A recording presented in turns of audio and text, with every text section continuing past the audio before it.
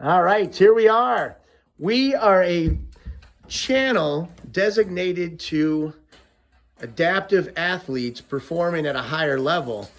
And that includes cardio. Most of the stuff that we present, generally speaking, as you know from watching the channel, or you don't know because you haven't watched the channel, is more focused on strength training and getting the cardio through strength. But sometimes you do have to put a little extra cardio in. It's definitely a necessity, and it can be done. Kyle will explain a little bit about how you can adapt to this machine. What would you do on this, Kyle? Well, of course, as a hip disarticulation, doing one leg, it doesn't work very well.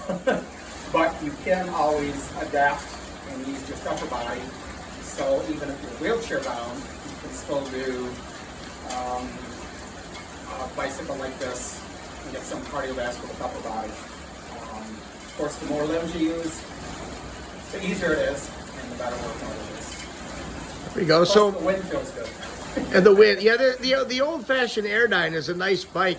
The cool thing is you can get these almost anywhere for next to nothing. I think I picked this one up. I know I picked this one up locally for 50 bucks.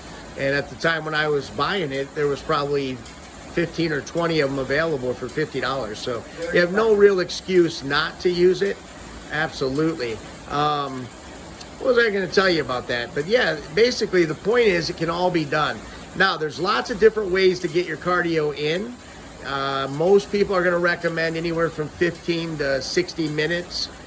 Depends on how you do it. We do workouts as short as 9 minutes for cardio with what we call all-out burst training, which is a very interesting thing.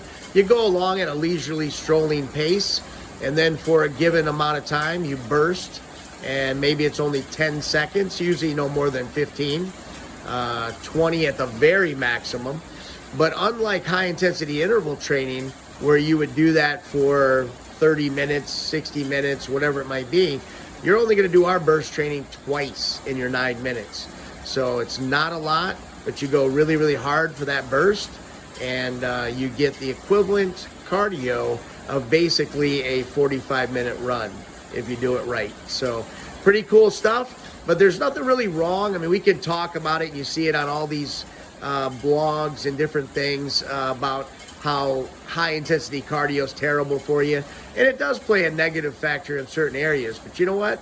If you will enjoy going out and bursting for 50 times in an hour, then I guess it's getting you out there. So why not keep doing it, right? But for maximum fitness, not really necessary. Now again, would depend on the sport as well. Different sports are going to require different levels of intensity. So that's really what it really amounts to. Just get on, do something. And some people will say, hey, I can't do the bike. Maybe I can't get out of the wheelchair at all. Like I'm in the wheelchair. I can't do the bike. But you've got arm machines that you can use. You could do this one. Yeah, but if you couldn't get out of them, but you could sit in the front and pull those handles.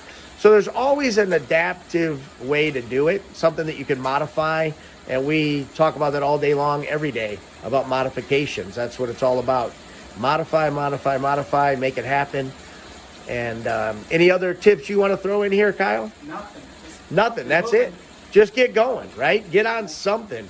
And we've got some other videos out there on other machines, so take a peek at those and different exercise equipment.